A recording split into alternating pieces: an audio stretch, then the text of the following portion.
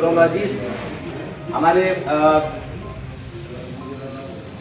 और डॉक्टर्स में बाल रोग विभाग के सारे डॉक्टर्स रहेंगे, गायनिक से भी डॉक्टर्स रहेंगे और सुपर स्पेशलिटी में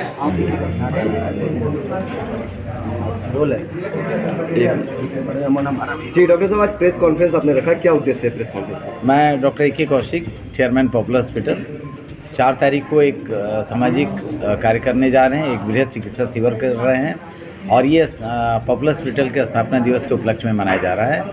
तो 4 तारीख को ये इसमें हम सभी तरह के डॉक्टर्स उपलब्ध रहेंगे उस दिन और बड़े पैमाने पर ये कार्यक्रम होगा जिसमें सभी प्रकार के मरीजों को और उत्तर प्रदेश, बिहार, झारखंड और मध्य प्रदेश की जनता को भी हम इनवाइट कर रहे हैं चिकित्सा सेवा के लिए, क्योंकि पूर्वांचल का अग्रणी अस्पताल होने के नाते विगत कई वर्षों से इन प्रांतों से भी मरीज आते हैं और पॉपुलर हॉस्पिटल में अपनी चिकित्सा सेवाएं लेते हैं।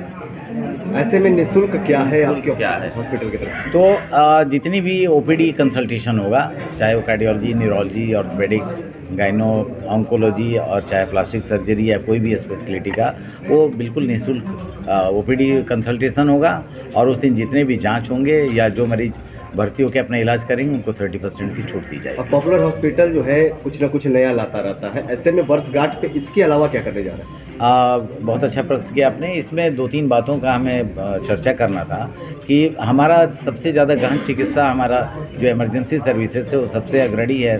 यहाँ कहीं भी जो मरीज़ नहीं टेकअप किए जाते हैं वो हमारे यहाँ ले लिए जाते हैं, क्योंकि बहुत अच्छा कई सारे यूएसपी हमारे साथ जुड़े हुए हैं। यूएसपी में हमारे यहाँ 24/7 इंटेंसिविस्ट रहते हैं। उसमें एक नया आयाम और जोड़ रहे हैं कि हमारे डीएम क्रिटिकल केयर के डॉक्टर वो 15 फरवरी को ज्वाइन कर रहे हैं। इनकी वजह से और ये इमरजेंसी केयर हमारा बेहतर हो जाएगा। एक तो वो होने जा रहा है। दूसरा, जितने भी मशीनों का जो इंडक्शन होता है हमारे हॉस्पिटल में, हमेशा नया मशीनें हम जोड़ते रहते हैं।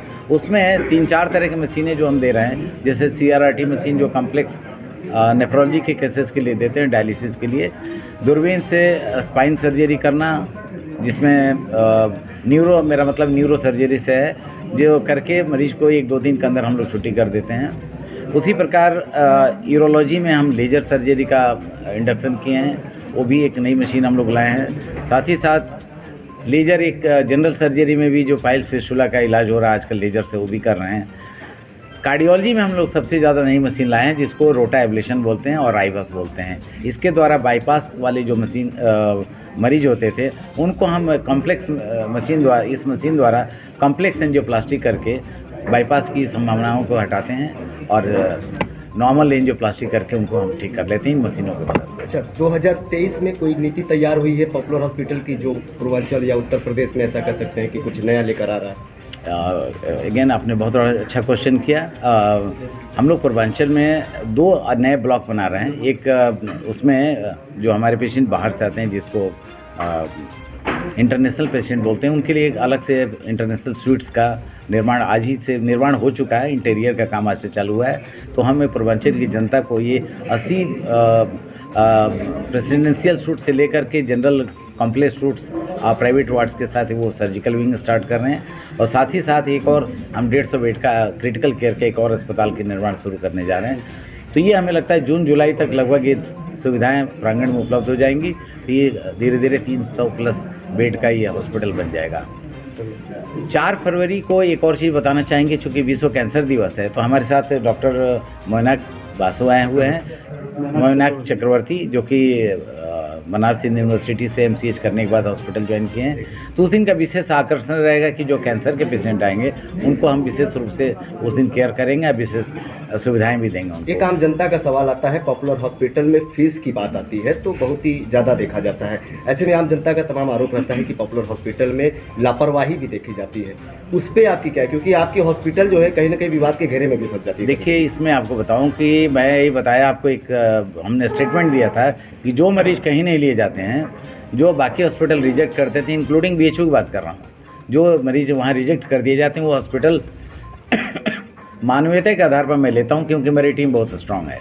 वैसी स्थिति में कोई पेशेंट के साथ कोई कैजुअल्टी होता है तो ये स्वाभाविक प्रक्रिया है।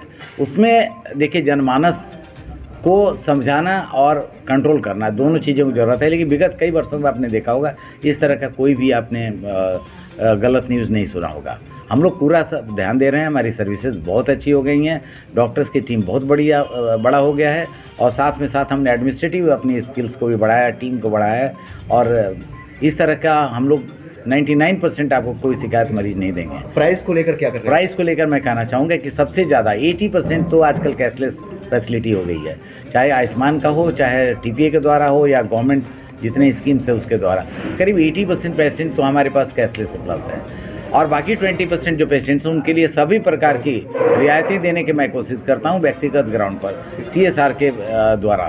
तो नॉर्मली अब इस तरह का कोई मरीज़ शिकायत लेकर नहीं जाता है। फिर भी हर व्यक्ति को संतुष्ट करना थोड़ा मुश्किल काम है, बट हमारा प्रयास हमेशा रहता है कि बेहतर चिकित्सा सस्ते दर पर दी जाए। ठीक है, ठीक है। आप देख रहे हैं हकीकत की जंग, हर खबर तह तक।